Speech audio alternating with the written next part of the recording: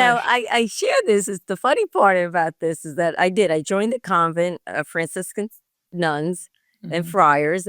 There was a mail's order too in the South Bronx of New York. We served the poor and everything. And here, you're right, I ran. I mean, maybe it was a few years after my mom, but it was sort of like running, like, oh, finding a whole new life, a new Yeah. spectrum. Yes, look at these young people giving their life to God, and I want to do it.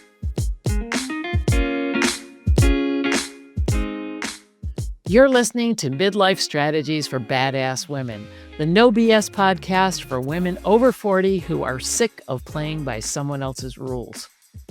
I'm your host, Sue Willoughby, badass midlife strategist, truth teller, and professional fire starter for midlife reinvention.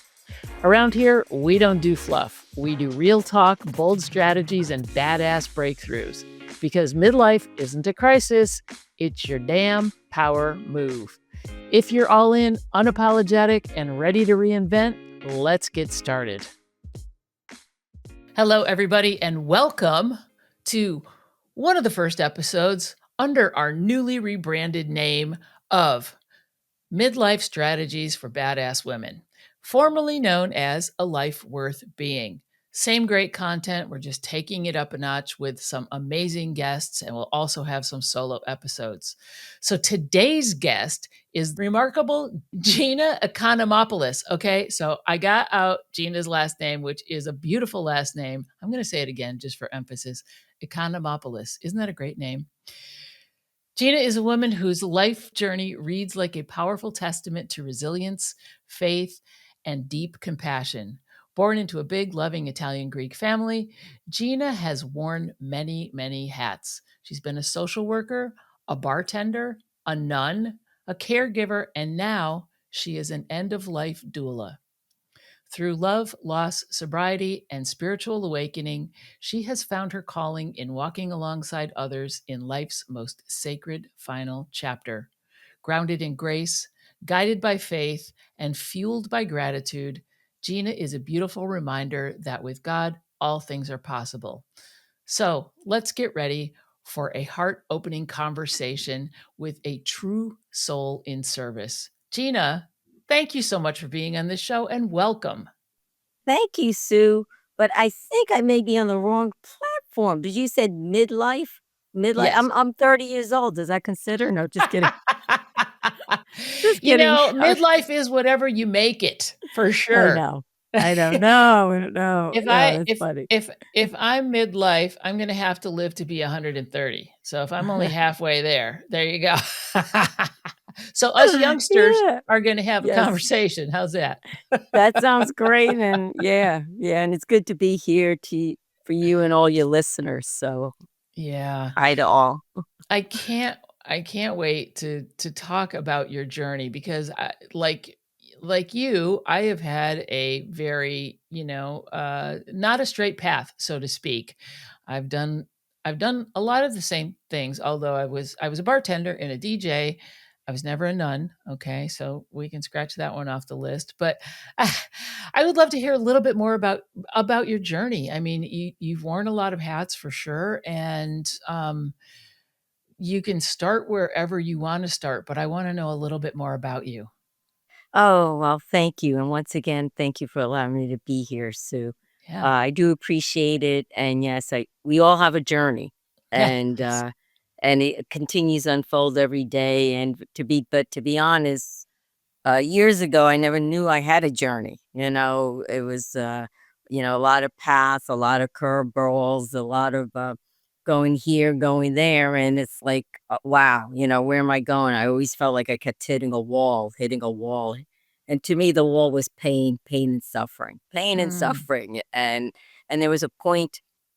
I would say was my midlife crisis, or around that age is where I got tired of the pain and the suffering, and I surrendered, and I thought, uh, that's what my life would be all about. I would be a badass in my pain and suffering, but by that time, I'd just be pain and suffering. But anyhow, I grew up in New York. I'm one of 8 kids. I'm Yeah. the 7th child, I was Oh, born with so a you lot of were towards the tail end of the yes, okay, wow.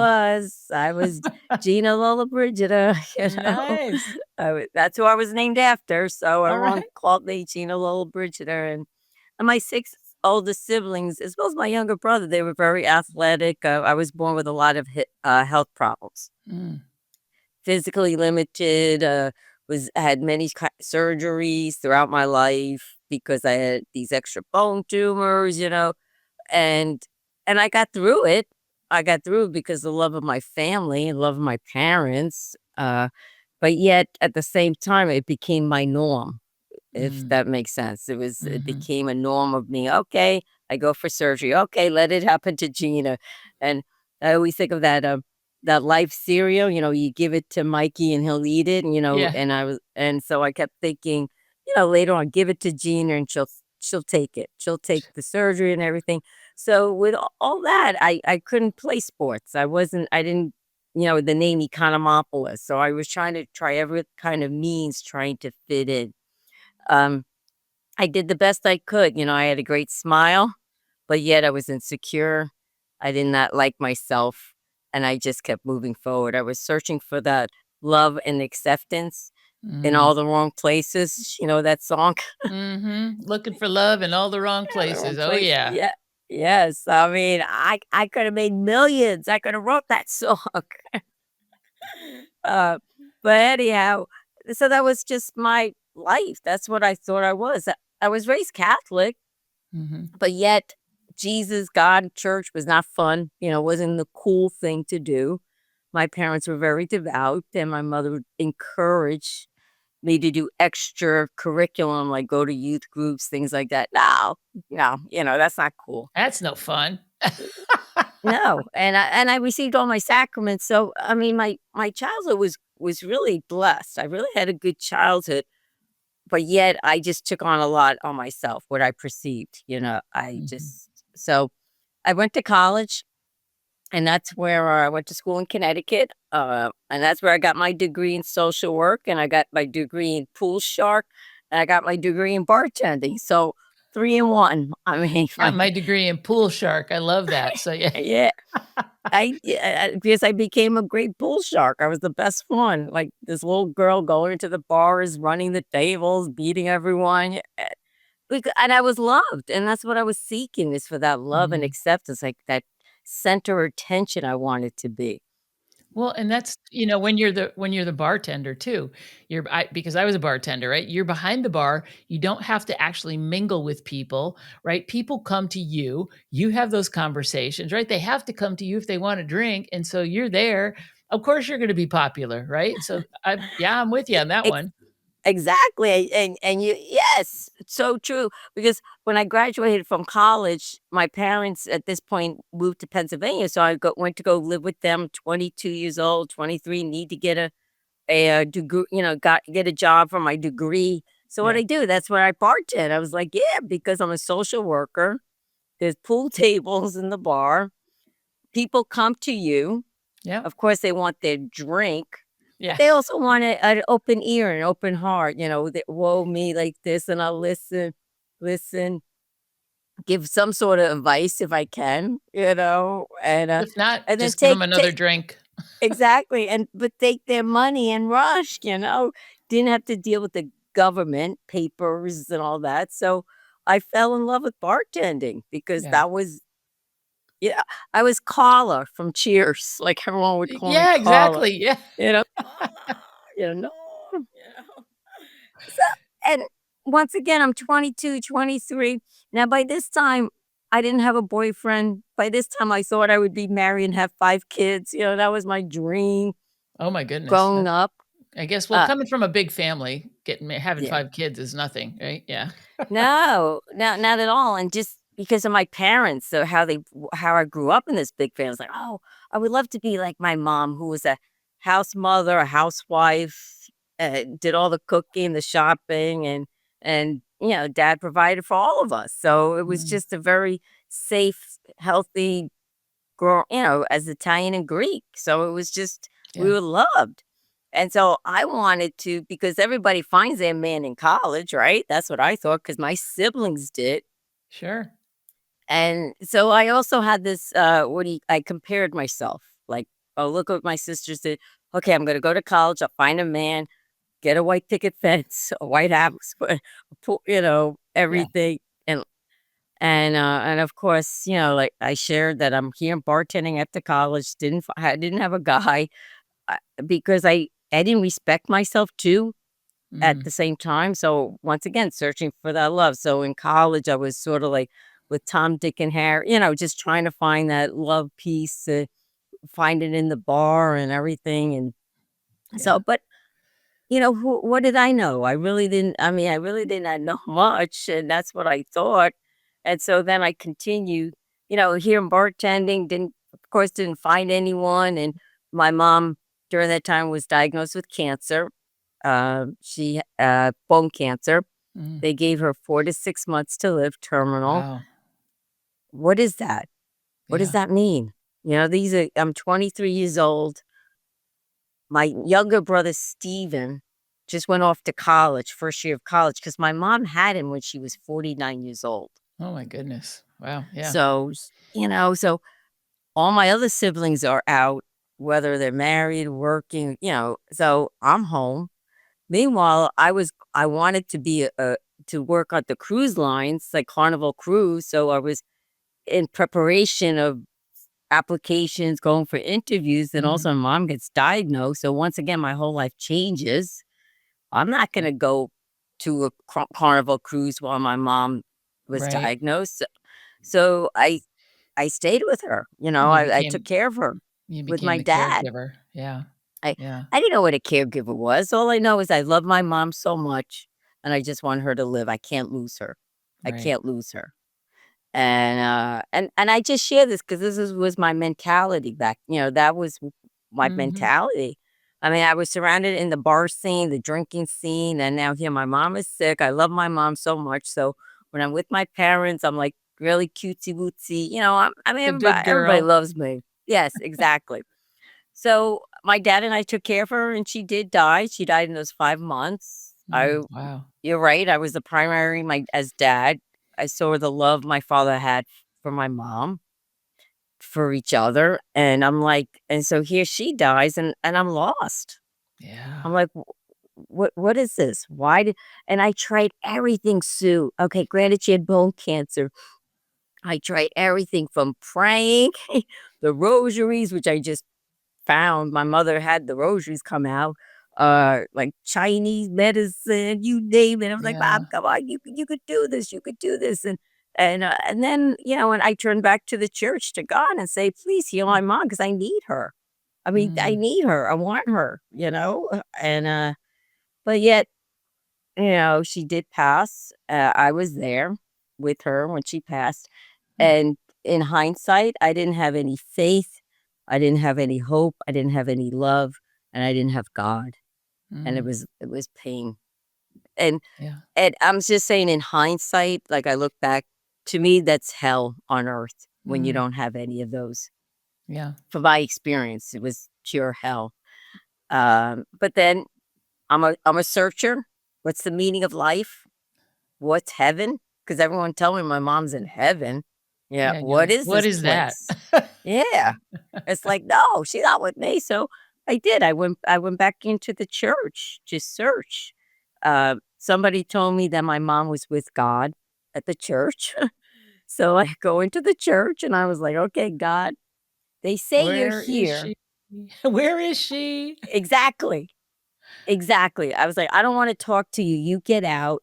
I want my mom." Oh my And gosh. that's how I really went at it. Mhm. Cried, tears. I stopped bartending. I couldn't live. Clinging to Mm. my dad, cause thinking that he's gonna die. Yeah. I mean, I And didn't have he was grieving as well. I mean, yes. the Oh lost the my love of his god. life. I mean, He it's was very like difficult. and one thing I do have to say now, like, as well as with my mom and I developed that extra relationship. I took care of her like a child, and Mhm. then I know my dad and I had that extra relationship by watching her die and taking care of her. My siblings came in, and they came and helped here or there, when they could, which was great, but nobody was there 24/7. Like, even to this day, I mean, my father has passed now, but we had that real close relationship of taking care of Yeah. my mom. And so yeah, grief. What Mhm. is grief? So I went through grieving. I went back to the church, and then one day, well, it took a while, but I was like, I came back to my Catholic roots in the church. I was Mhm. like, oh my God, there is a heaven, Jesus, resurrection, my Savior, my Lord. Like, I became a Jesus freak, one would say, like, So the pendulum swung to the opposite side of the spectrum, it sounds like. yes, yes, Sodom and Gomorrah, Yeah. Jesus.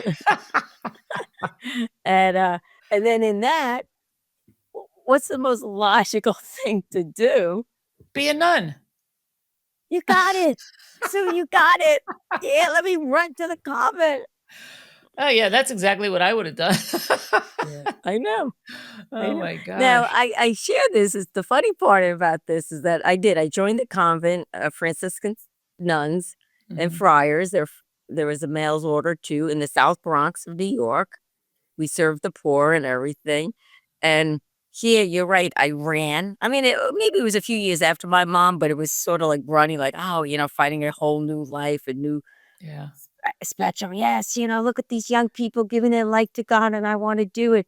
So at this time that I was running to into the convent or joining, of course, I had to work prior to that.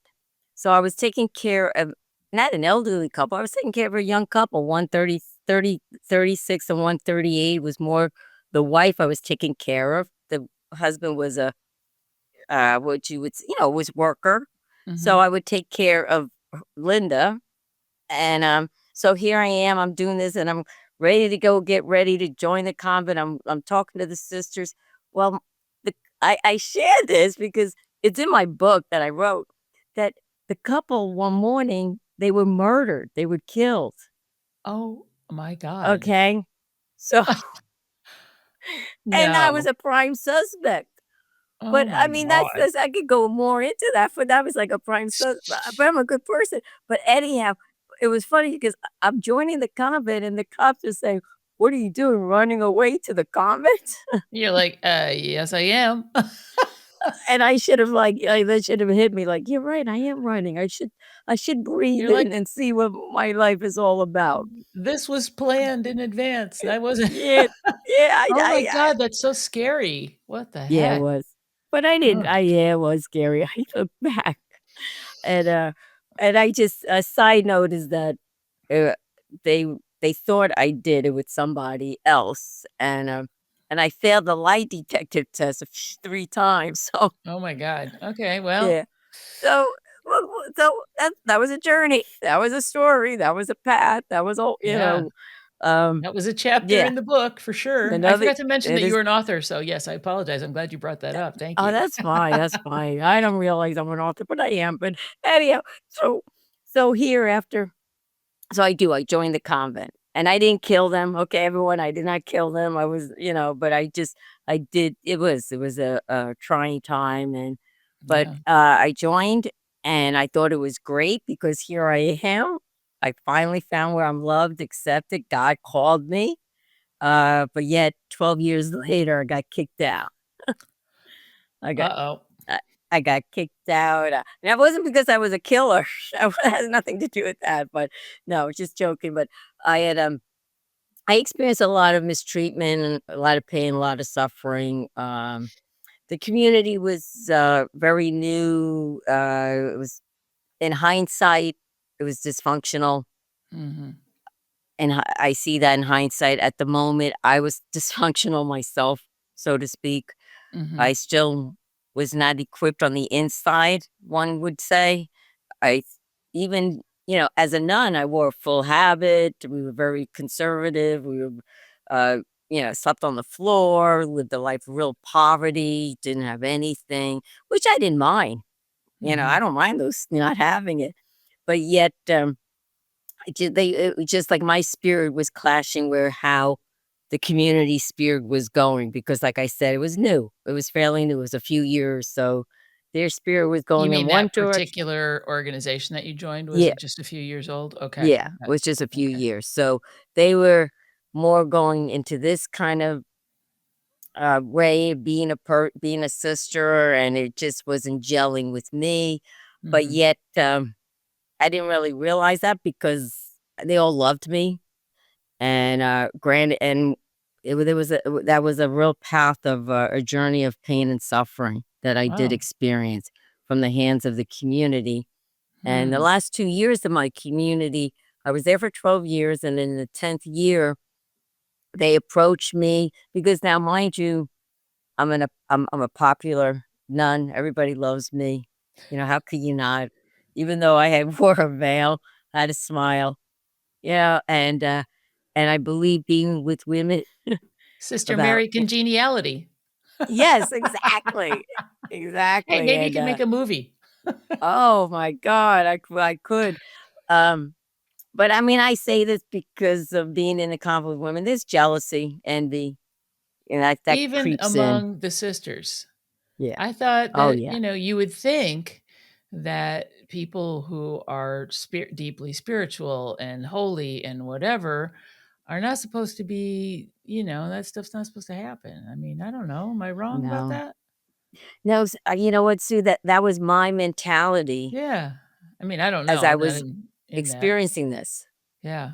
because they told me they needed a break from me. They sent me away. I did go to like a rehab for 4 months of just, working on myself. I'm like, "Okay, give me a couch. I'll talk to anyone." So You know, so like I they s so wait a minute. So they said that they needed a break from you? Yeah. Why would they need a break from you? I'm really curious because were you being naughty or were you just being too nice or what was the deal here? I Are was you okay talking clueless. about that? Oh, you were clueless. So they needed a break from you because you were clueless? Well, no, I was clueless why they really needed a Oh, break. okay. I do it's funny, like I said, I by the time it came to this point, I was trying to be me. I was Mm. trying to be me. I'm not gonna I have a little free spirit, but be me, loving God, love the poor, serving them, love my sisters, but they wouldn't, everything it was like a cookie cutter. Like, Oh, "Oh, yeah. you did," and it was and at that time, I just say at that time, who knows where they are today, Mhm. external. It was the external thing, like, if I didn't sit upright, I would I was, like, walking on eggshells. I was afraid to Oh, say yeah. anything or to do anything. Now, but yet, I'm in final vows, Sue, so it Mm. wasn't like I could just easily leave, Hmm. and yet, God called me.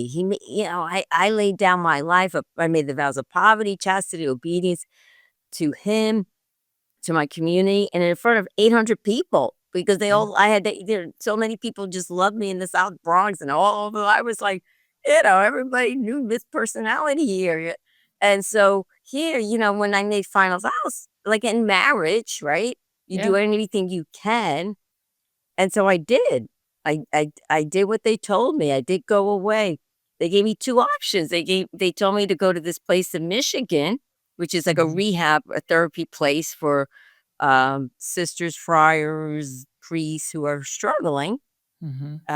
or they wanted me to go to Tijuana to be with the Missionaries of Charity, Mother Uh-huh. Teresa's order, just to live with another community. And I was Interesting. like, "You know what? Let me go to Michigan. I'll Yeah. talk. I'll find out which," because I really thought maybe there was something wrong with me. I knew Yeah. I didn't like myself, Right. but I didn't kill anyone, and I wasn't a bad person. Yeah. So I did. I went to Michigan. I went 4 months. I had would you say, like a brain conversion, like, wow, positive thinking, and, let Uh-huh. go. And I'm a people pleaser, anger, what's your Right. first thought? Change your thought. I was like, oh, this is all Yeah. new to me. So I had a conversion of the Little mind. reprogramming, sounds like. Yes. Mhm. And I was like, yeah. And the community in Michigan said that I don't see anything wrong with you not fulfilling your vocation, with the sisters there in the Bronx. I was like, "Okay." Yeah, because I thought maybe something happened to me as a child, but Mhm. nothing did, like, it was just Yeah. me. And it was more like, they kinda they didn't diagnose me, but the sister says that I was suffering from, like, the poor health syndrome. Mm. There's, like, the insecurity, Sure. the way I took on myself with the just this poor Everybody self-image. everybody deals with low self-esteem and all of that stuff for whatever reason, whether it's health, whether it's whatever it is. Everyone deals with that on some level. So you were just being Yeah. a normal person, it sounds like. Yes. So So you there was, went like, back and to they the Bronx. go back to the Bronx, and then they were yeah, it's all in my book, but anyhow, Okay. I did what I was told, do my homework and everything, and then they also told me in Michigan that I really needed a spiritual healing, like something deep, and Mm. I was Sounds like, like an "Mm, sounds like an exorcism. probably, yeah," and I It go, sounds a little how do" scary is how what it sounds like to me. I'm just saying, well, as a at the time, I'm like, "How do you do this?" And they said, "Just pray, ask God for, like, a spiritual healing." Mhm. I was like, "Okay, I pray." And then I ended a friend of mine who was a friar at the time, just came back from a silent retreat Mhm. out in Omaha. It's a community that leads you in a silence retreat. Mhm.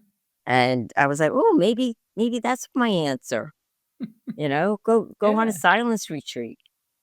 So, I got permission because they really wanted me out of the convent and out of New York. They didn't really welcome me. Oh, man. And so I did. I went to Omaha for a month, 30 days in silence, and it's Oof. journaling, do a lot of Yeah. journaling with the Bible. And then, next minute, I ended up being there for 7 months.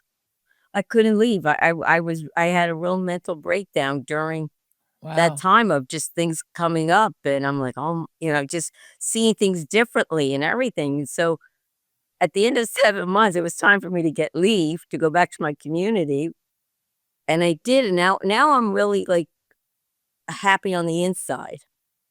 Well, let me just say Uh, something about that because I was, on a interview earlier, and we were talking about a silent retreat, and I have been to a couple, but they're short, right? So it's like 4 days, and that to some people, I mean, that is a challenge, but we were talking about sitting with yourself in silence, like you said, with the journaling, because when we don't have any external stimuli or input or anything else that we can use to distract us, we are faced with ourselves in the rawest form. So I'm not surprised yeah, that being there for several months, yes, things are going to come up because guess what? You don't have YouTube, you don't have the internet, you don't have anything like yeah, that. You don't even have a book or whatever because we weren't even allowed to read books or bring just journaling. So yeah, yeah, the layers fall away pretty quickly. Is that kind of what you experienced? yeah. It Yeah, I was a bet it was journaling, raw, right? You felt and we raw. were, allowed to have the Bible, just the Okay. Bible and the journal. That was it. Right. Yeah, but So I that's a come lot. back, it was a lot. Oh boy, upside down 20 times Inside over and out. over again. Yeah, yeah. Yeah. And it was a lot of new things I learned about. Mhm. Like, it was a real spiritual awakening. Yeah. And, so I'm excited. I go back to the convent. Like, a real long story short, they were not welcoming. They didn't really give a hoot what my experience was, and I'm, like, thinking, "You guys should go." Yeah, And, right? Maybe they're the ones that should have gone in the first yeah. place.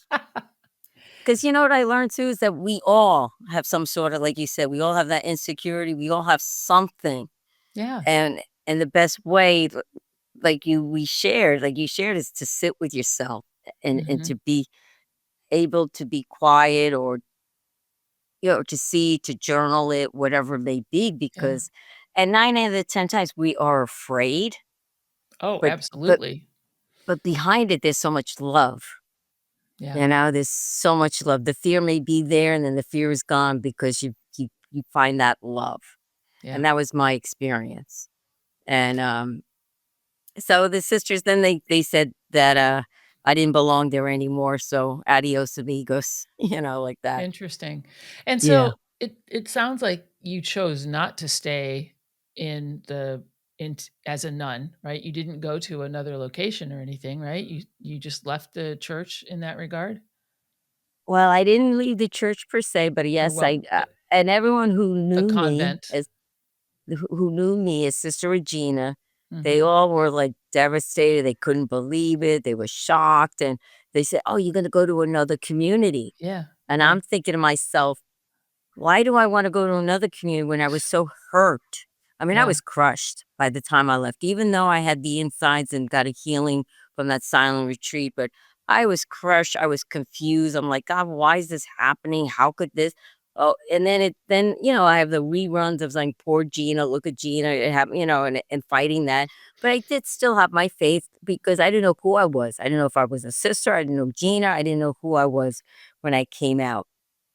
And, Mm. I was in my 40s, so it was difficult coming into the life in the late 2008, yeah, I hate to into the equate it world. to this, but it's kinda like getting out of prison and being like, "Okay, now what do I do? I've got, like, 20 bucks in my pocket and, the clothes on my Yeah, back, and I don't know who I am anymore, and the world has changed, and because when you're in a community like that, you're sheltered for the most part, and so now here you are going, "Okay, I'm fresh out of convent jail, and, I now what like do I no, it's do?" true, Yeah. but Yeah, yeah, yeah. it's What do I true, do so now?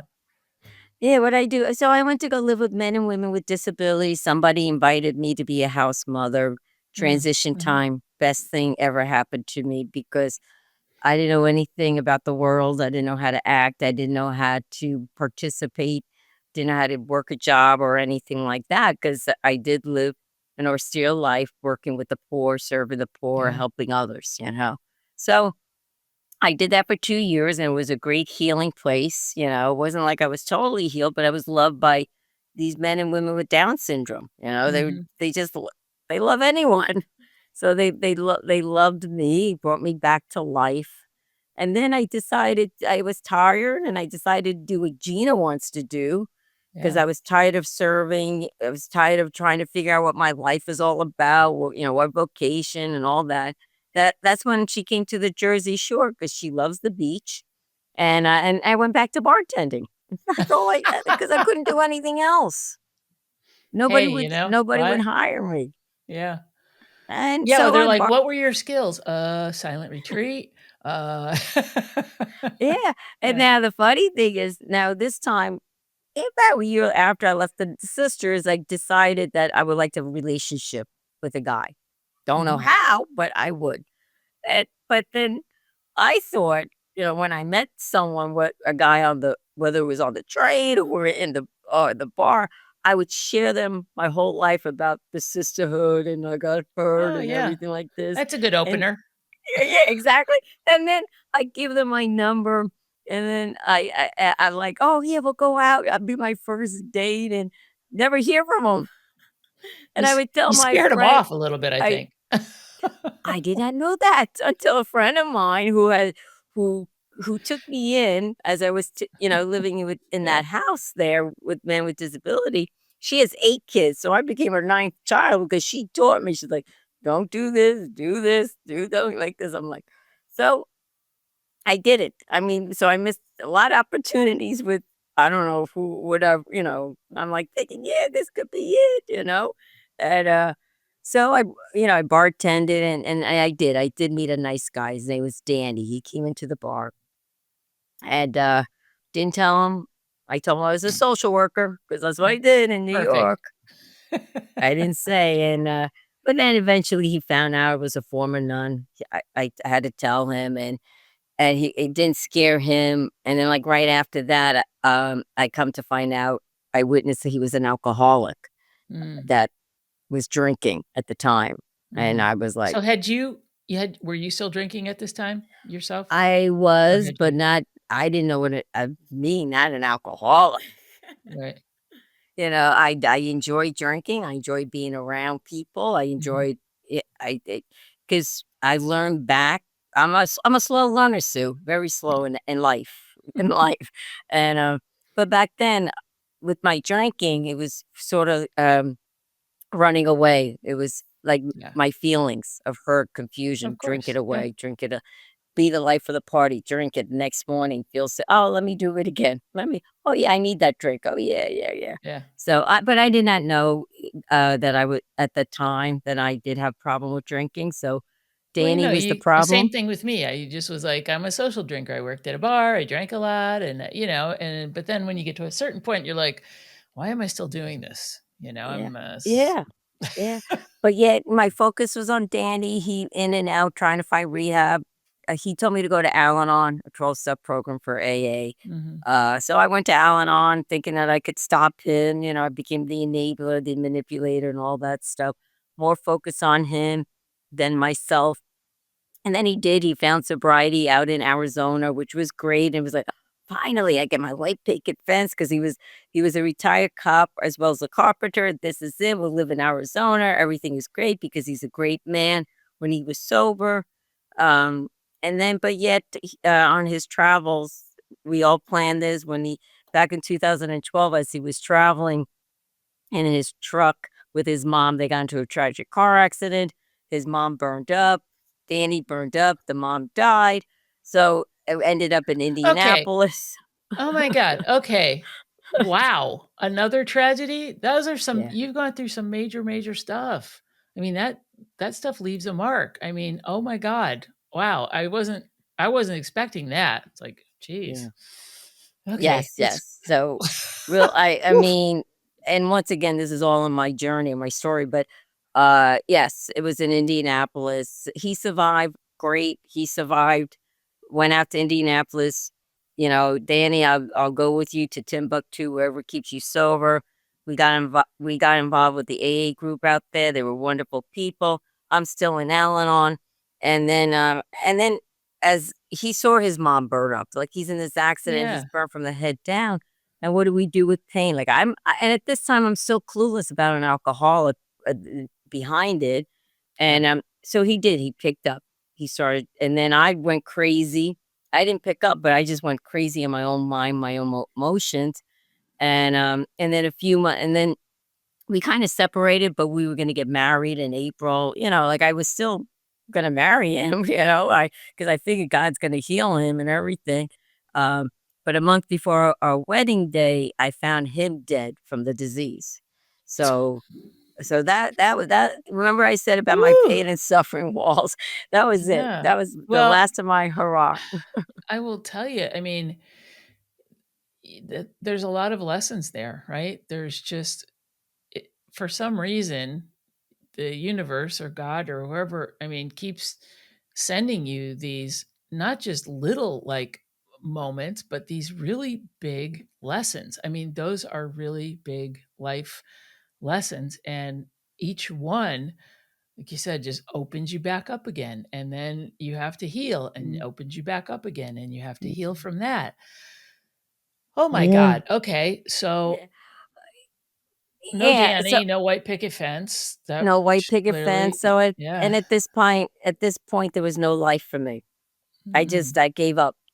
So Not did that you I was hit gonna rock kill bottom yeah, it pretty wasn't much? even it was just emotionally bottom, like, I was like, "Okay, Uh, give it to I'll suffer." There's no I'm tired. I'm tired of, like you said, to try to pick myself up, something good, boom, something good, boom, done. I'm done. mhm. And I came back to the Jersey Shore and I was just simply existing. I did get a job in the social work field, just simply existing. And then I ended up, and I look back, it was God's grace because I wasn't thinking. I was in complicated grief. I Yeah. was pissed off at God. Sorry to say, excuse me.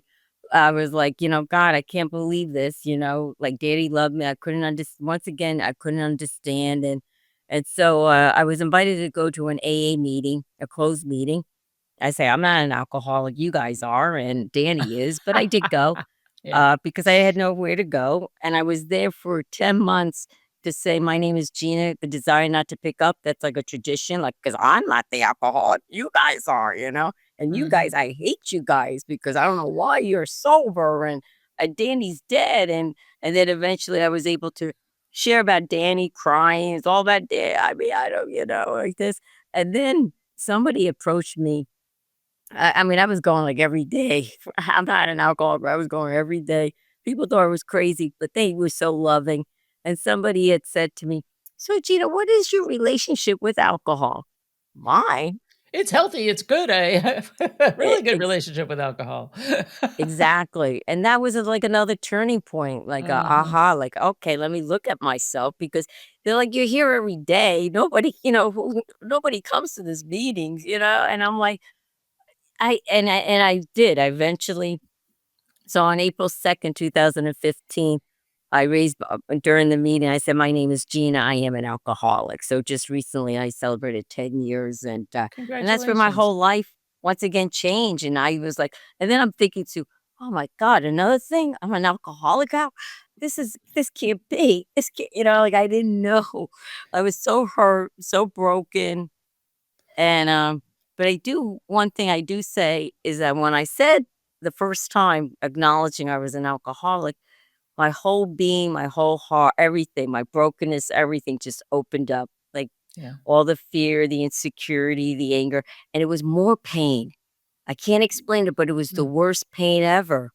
And I just felt inside me, somebody said to me, "Do you wanna go drink it away, or do you wanna go on your pity couch and be that victim?" mm. And I was like, "No, Or do you then" wanna change? Exactly. Those are your options. You can feel sorry for yourself, you can continue Yeah, drinking and self-medicating and, and self-numbing or whatever, or you can change. yeah. And so I've been in the program, I've been working the steps, and now I have a new relationship with my higher power, with the supreme being, which I never had one like this when I was in the convent. I never had this before I met Danny or during when I met Danny. And so Mhm. it's been such a great joy and a great ride, a great journey, and it continue is because there's always healing, there's always Yeah. something. But It's now never with ending. Yeah. it's never ending, but now with this something, I know who I am today, Sue. Yeah. It is worth living today. Yeah. Today I know that I am Gina, I am an alcoholic, but I'm more than that. I'm a child of God, child of the universe. I have a purpose. I have light. I'm in the light. I could participate in life, whether I like that what's going on or not. Yeah. And the only thing I can't do is pick up a drink. Everything else I could, and I don't need it because I'm chasing the light, the freedom, the joy, the happiness Yeah. before whether I was chasing before I succumbed to the darkness, which I thought it was. So and Wow, yeah, that's an amazing journey, and with all of that, that you've been through and multiple awakenings, right? On certain yeah, levels, right? You had to kind of peel back some layers to then the final point of, I will say, reckoning, for lack of a better word, and admitting that you were an alcoholic and now you're free of that.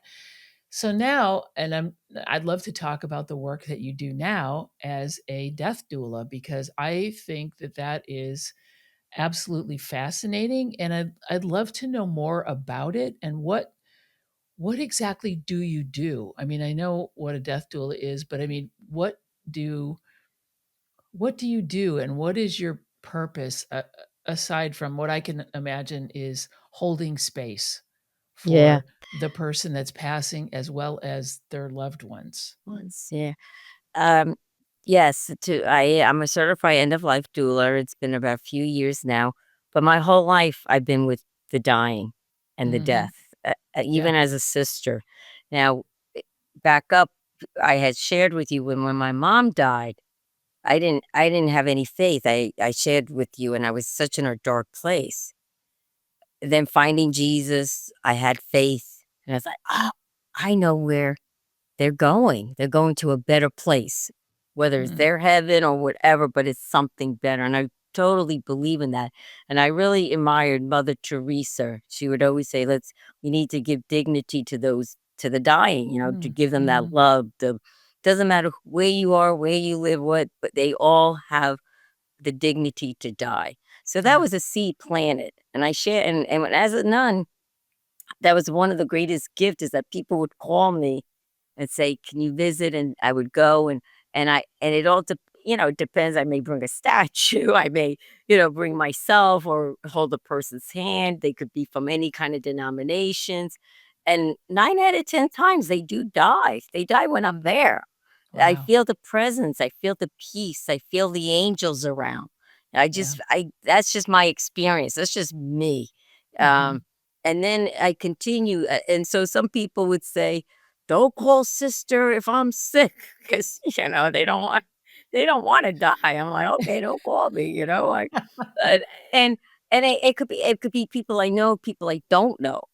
It just happens. And then, of course, after the sisterhood, that was aside. But yet during my journey, God always put me in places with people who were dying, whether they were my Yeah. families or someone's family, somebody I just happened to be there, be in the hospital, don't know, hold their hand and say, "It's okay. It's okay." And 9 out of 10 times, like I said, they passed away. Now coming into the program or knowing who I am, that passion was still lit in me. And then Mhm. I come to find out you could be certified as an end of life doula. And I said, "What is that?" I didn't know Yeah. that's what I was doing. I mean, and they said, "Yeah, you could do that. You could offer your service, take a class and everything." So I did. I took a class online, and the class was great, but it was through my experience, Sure. of Yeah, being yeah. with the dying, being grief, losing someone without having any hope, losing someone with hope. So I've had all these experiences. So I was just so excited that, yeah, I could be certified. And my service is I have whatever they need. I'm there Mhm. for their presence. I'm there um, to just to be there. And it could be the client would reach out to me. Will ask me, and usually 9 out of 10 times I would go over like a meet and greet. Okay, what would you like? And I could sense maybe Mhm. this. I mean, and there's always some fear. Sometimes, people don't want to talk about death. Some Right. people want to talk about death. I'm there to talk about what they wanna talk about. I don't as excited I am here, I don't bring that to them. Do you know what I'm Right. saying? I Yeah. I have to I pray. I pray. I have to be in the right place in my mind, heart to be in a situation like that because it is a challenging time. It is a sad time. Mhm. So I kinda try to listen to my spirit and listen to them. "Oh, what do you need? This is Yeah. what I could do. I could sit by your side. We could I could read to you. And some of them may be comfortable in their own passing. Okay, let's write down what you would like to hear at your wake. Hmm. I mean, these are just little tidbits. This is nothing like Yeah. it's all. I always have to follow the spirit, follow the family's guidance, and especially follow the client's needs. But Yeah. the ultimate purpose is to know that they're loved, that somebody's there, Mhm. and maybe somebody doesn't have the faith. Know that I have the faith. That there is some place I believe is much better than this place because I've experienced it. Mhm. uh, so, it's sometimes it just depends. It totally depends, but I just love holding their hand, and then but sometimes I may start as a companion, and then eventually they get in, the older people, they get into their dying days, and I'd be like, "Oh," and I wanna be with them when they do take their last breath, but sometimes they don't, sometimes they do, but ultimately, I entrusted them to God, Mhm. ultimate to their supreme being, and ultimately, it's always a beautiful death, no matter if Yeah. I'm there or not, and that's what I have such a passion and love to be with those. And like today, it's not like people call me every day, because it's an Sure. extra means. It's sort of it is hospice, like it could be part of hospice, but I don't want to Mhm. work for agencies anymore. I'm done working with agencies, so that's Yeah. why I became, just an end of life doula. If somebody wants my service, it could be from 1 day to 2 days, or just to be there, or whether they're grieving or praying for people that I know that people would say my so and so is dying. Okay, I'll pray. They may not want my actual service, but I feel like I'm there praying for the Mhm. people, for the families and Yeah. friends of, those that go through this difficult time. So, Yeah, that I think that, more and more people are, um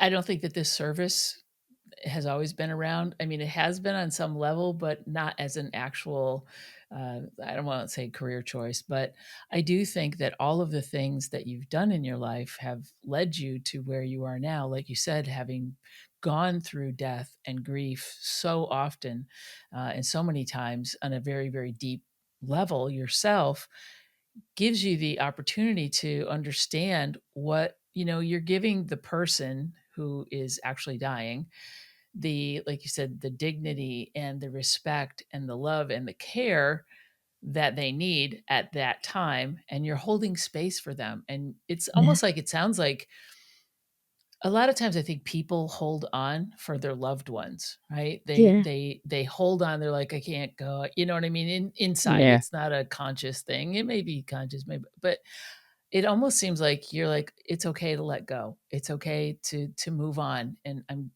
kind of like paving the path for you.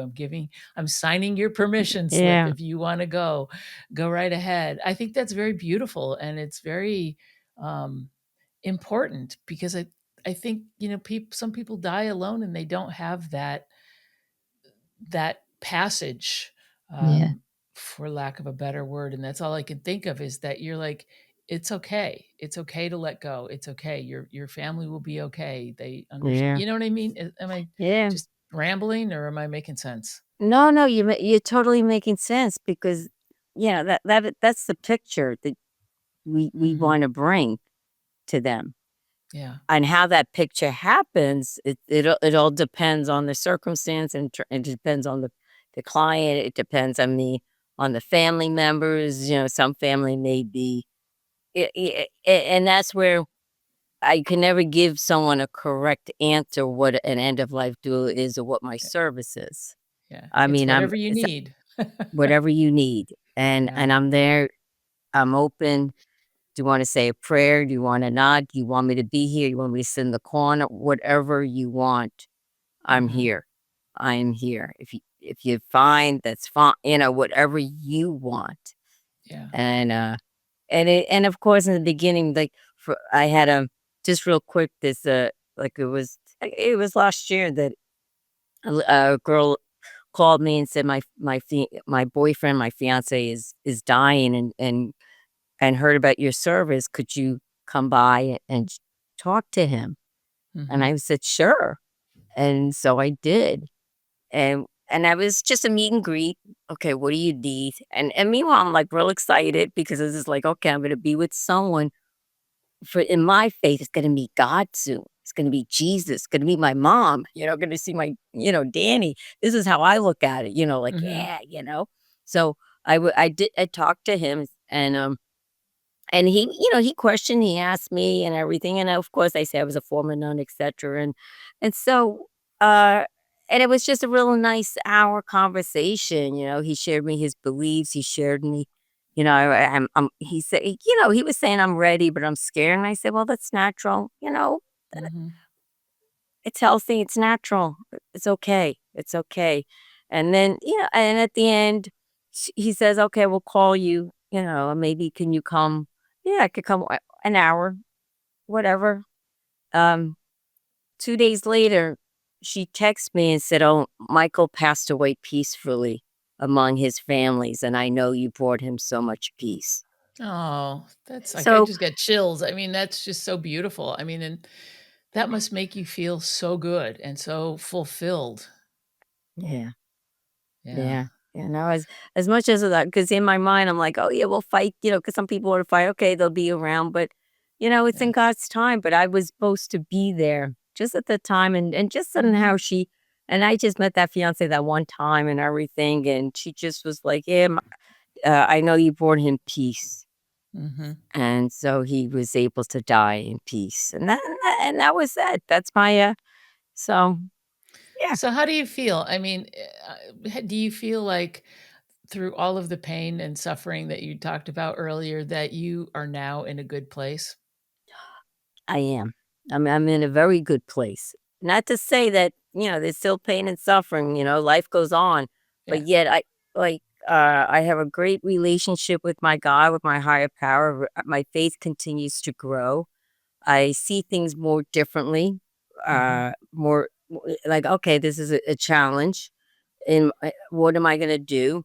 Yes, I have the rooms of AA to go to, or the tools. I could pick some tool out. Gratitude is the biggest thing. Mhm.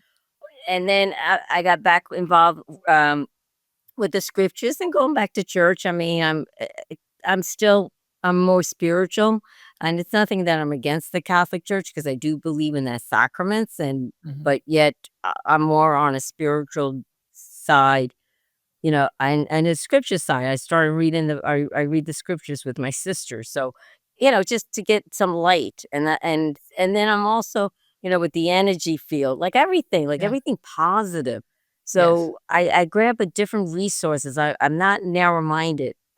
There was a time where I was narrow-minded.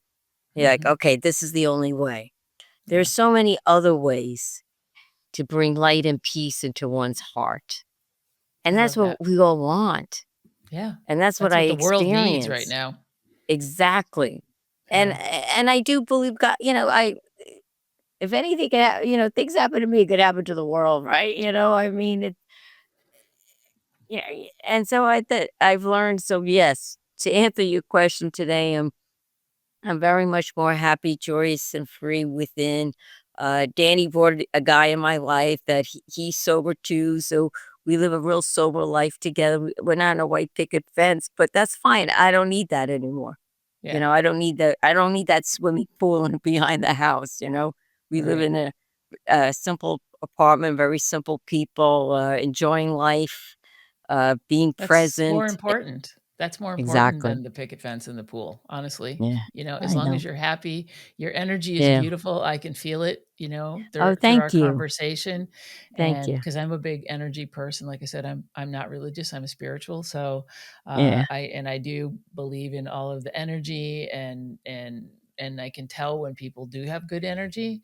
And so I love that about you. And as we're wrapping up here, I just want to thank you very much for being vulnerable and sharing your amazing story. You caught me off guard a few times with some of that stuff, and I appreciate the fact that you just kept going, and that you knew that there was more out there for you, and that you weren't done, even though you were ready to throw in the towel a few times. And what Yeah. would you tell people as we close? What would you tell someone that may be going through something right now? How could you just sum that up in terms of how to keep going?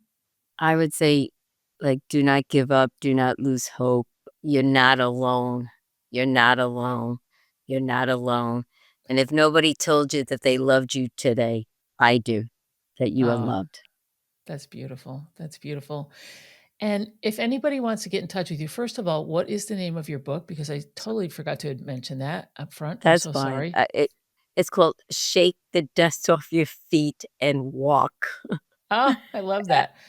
It's And I have available been to on your website. I did see it on your yeah. website. Yes, Yeah. it's on my website, ginaecon.com, and the book's available on Amazon. And if anyone wants to contact me, I'm here with an open ear, an open heart, whatever prayers or anything. Yeah. Just contact me, and I will I like contact how you back. shortened your last name for the Yeah, Gina Econ. Gina Econ. Yeah, that's our econ family. Yeah, Yeah. we were known as the econ family. So I love it's that. yeah, I love that. Well, thank you again for being on the show. And to everyone out there, to anyone out here who's listening who may be struggling with any of the things that Gina talked about, and you feel it in your heart to reach out to someone close to you that that might be struggling, please do that, because once again, as Gina said, you're not alone. And if no one has told you that you are loved, we love you. And there is always someone there for you. So please pass this on to a friend. If you like what you're hearing in this new version of the podcast, please rate, review, subscribe, We'd love to hear from you if there's topics you'd like me to talk about or guests you'd like for me to have on. And thank you so much. And thank you for being a part of my personal journey. And Gina, thank you for being a part of my personal journey. And I'm so happy that our paths crossed. And thank you for another wonderful episode of Midlife Strategies for Badass Women.